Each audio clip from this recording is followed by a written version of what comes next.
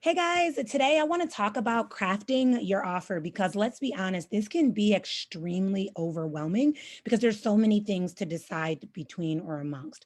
And so I want to kind of help you narrow in, hone in to craft an offer that's actually going to be profitable. Okay. Now, I'm not going to talk forever because you have a pretty expansive workbook and some homework assignments to do. So I want to make sure that we kind of dive in, talk about it, and then let you go so that you can start getting some of these things done. So when we're thinking about crafting an offer, you want to really think about your niche first and foremost, right? When we think of like the online service world, what I have from my own research have found is that health seems to be a very profitable niche, wealth seems to be a very profitable niche, and relationships seem to be a very profitable niche. Now, that's not to say that you can only be a health coach or a relationship coach or a wealth coach. You can be any coach you want, but when you're thinking about profitability, does your niche fall underneath there? So, for example, as a coach that is coaching other coaches, that would help me fall under the wealth domain because I'm helping people earn money based on their passion.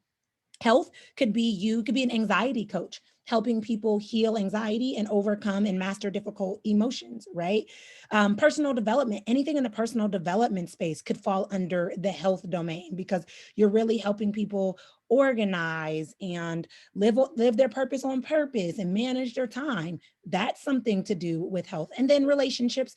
So that could be anything doing with parenting advice or marriage or divorce advice or things like that. But these are some things to think about. So, as you're thinking about your offer, I want you to consider, as we're going through this, I want you to consider which domain it could possibly fall under: health, wealth, or relationships. Okay. And that's not to say to box you in, but this helps when we get to the profitability aspect. All right. So, let's dive in. All right. So first you want to first think about what are some things that you're considering creating a service, package, or product on. Maybe you are an anxiety coach and you want to create a 4-week program on mastering difficult emotions or a 4-week program at overcoming anxiety as it relates to your job, whatever it may be.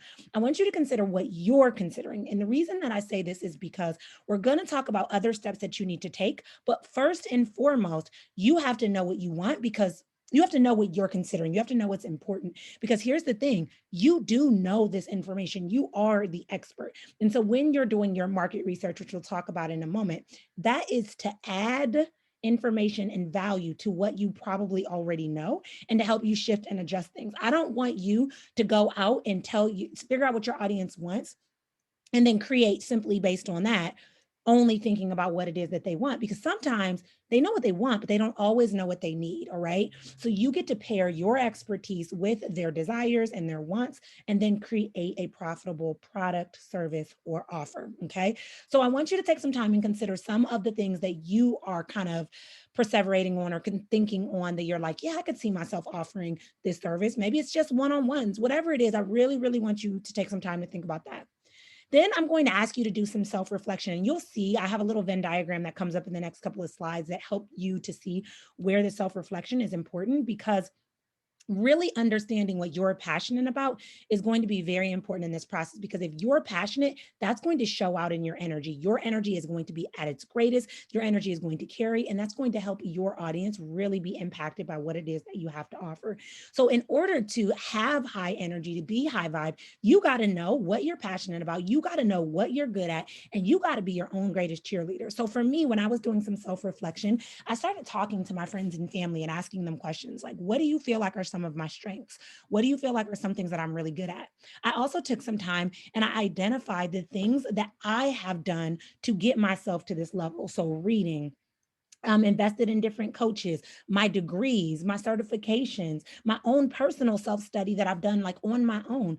Really taking time to do some of this reflection can help you gauge why you are the expert and can help give you permission to create something that you know is going to be valuable. Okay. So you have a lot of different questions in your workbook that will help you run through like what self reflection looks like, but also consider ways that you can gas yourself up and like build yourself up to let yourself know that you are the expert and this is your permission to step into that.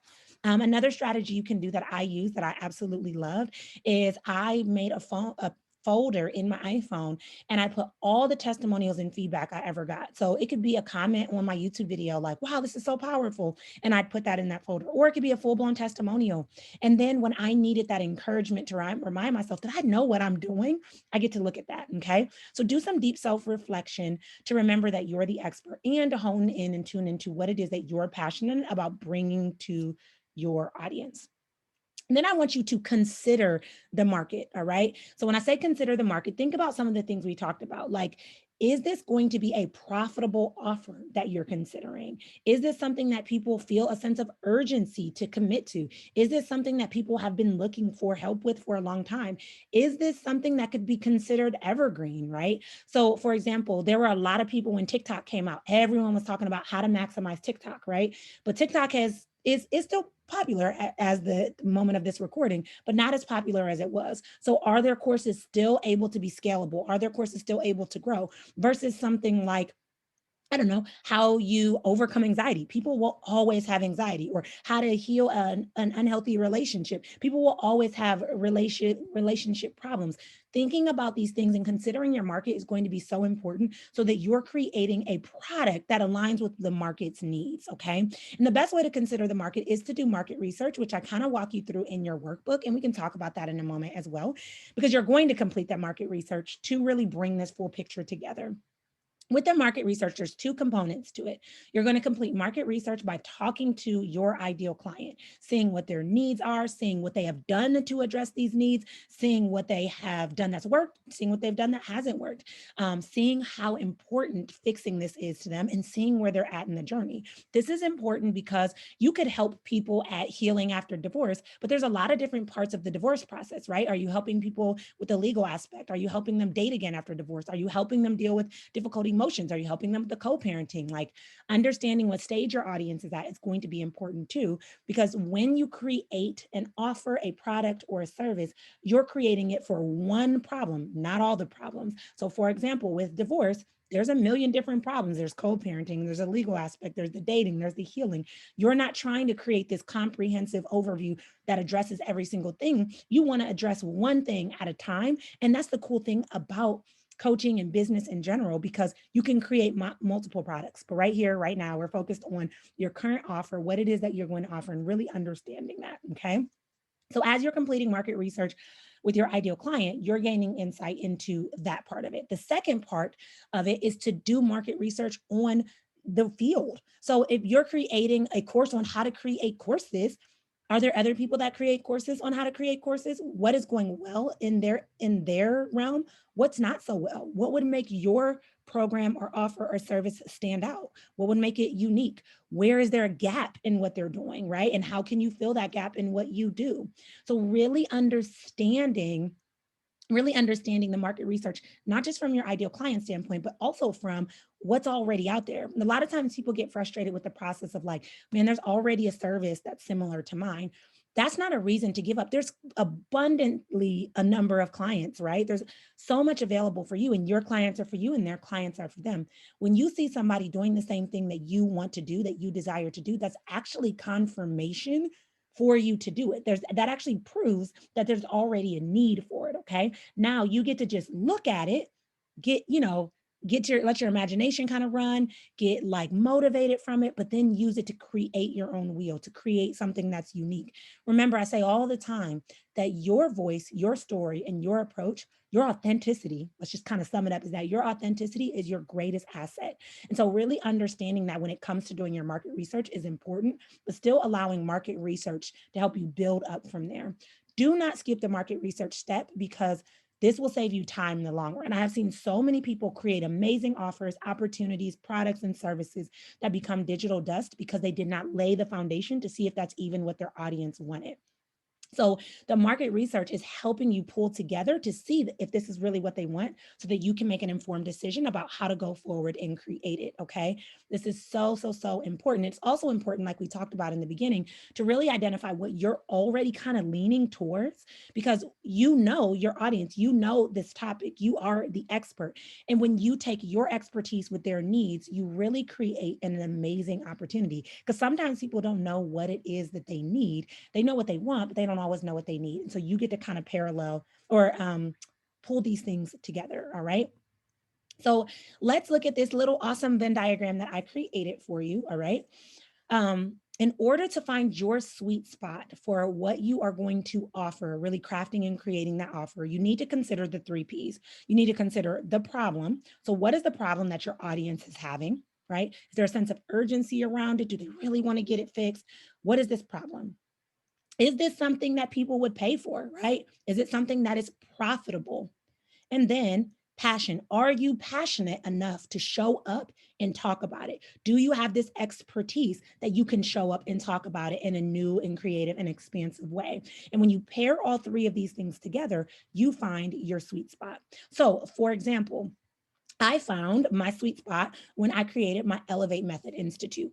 When I had people that in the coaching world, because it's so unregulated, many people wanted to be coaches and they stepped out to become coaches, but then they started to get overwhelmed at wanting to know how to support their clients, but not really being able to support them. So their problem was they wanted to facilitate change, but weren't able to. The coaching world is an extremely profitable business. And I see this because there's millions of coaches and new people announcing that they're coaches every day. And that I am passionate about coaching because I've been studying it for a long time. So not only am I passionate about it, I consider myself an expert. I've invested in myself time-wise. I've invested in myself financially through certifications, degrees, self-study, reading, my own personal development journey. So when I combined all 3 of those, I found my sweet spot by creating my certification program. But maybe on the flip side, you found that there is a problem with people, I don't know, learning how to do dip nail polish at home. Okay. Well, you know that it's kind of profitable because people go to the nail salon to do it. But are you really passionate about teaching that? Is that something that you're passionate about? And is it something that's profitable in the long run, right? Maybe dip is the thing right now, but maybe gel will come back in style or acrylic will come back, right? Really making sure that you're filling all 3 of these domains to find your sweet spot. Because you can find something that's a problem, but is it something that people are willing to pay for to solve? You could find something that's a problem, but is that something that you're passionate about to support them at solving? You can find something that's profitable, but maybe you don't really understand the problem with it, or you're not passionate about making that happen. Like there's a million components to that are profitable. Like I'll think of something. I don't know. It's profitable to I can't think of an example. There's so many things that are profitable in this space right here and right now. Okay.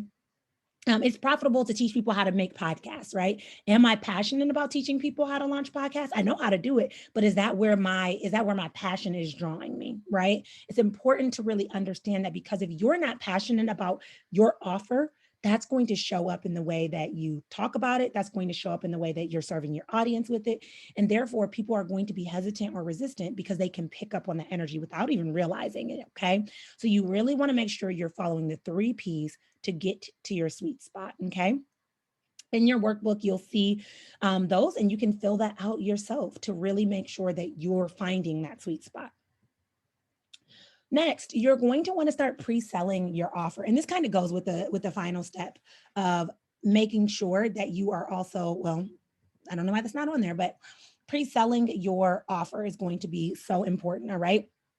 Pre-selling means, when I say pre-selling, I mean selling, but coming from a place of service. So as you really contemplate and consider what your sweet spot is and what you're going to offer your audience, how can you begin to start dropping little seeds, letting people know that it's coming? How can you operate from a place of service? So for example, maybe you're getting ready to create a course on how to budget when you first start a business, okay? Now, you can decide that you're going to post YouTube videos about 3 tips about money mindset and 3 hacks for budgeting and a way to reframe what budgets look like and how to go from the 9 to 5 to entrepreneurial, right? You're creating videos from a place of service. Maybe you're making posts about that. Maybe you're making stories about that or reels about that. And the reason that this is important is because as you're beginning to pre-sell, you want to operate from a place of service, meaning you're giving value. Sure, I want you to make money. Yes, I want you to sell, but really, really cool to know that when you operate from a place of service, you operate from really speaking from your soul, you actually naturally bring in more sales because people don't see you as somebody that's desperate or somebody that only sees them with a money sign hanging over their head, right? They see you as somebody that really wants to give value, somebody that's really passionate about what they have to offer, and somebody that they can in turn lean in to be able to trust to help support them at taking that next step or moving into that next level. Okay. So after you have done your market research, after you've really thought about what it is that you want to offer, after you have hyped yourself up and reminded yourself of all the things that you have that make you a great person to be able to offer this, and then after you have really laid the foundation by doing your market research, you're going to move into selling from a place of service, okay? And pre-sale, just start putting out little seeds that it's coming soon and watch how people start to magnetically be drawn to you. But you have to be sure and certain and have clarity about what it is that you're actually offering, okay? So that is what I have for you today. In your workbook, you're going to notice you have a ton of market research work to do, market research to do on your audience, market research to do on the market, and then pulling together to really be able to expand and create your offer. That is going to be your assignment. So I challenge you to go ahead and dive in and get started on that because I want you to know you already have what it takes. Now you have even more tools to make it possible. And I'm so excited to see what you're going to be able to create. Have an awesome day.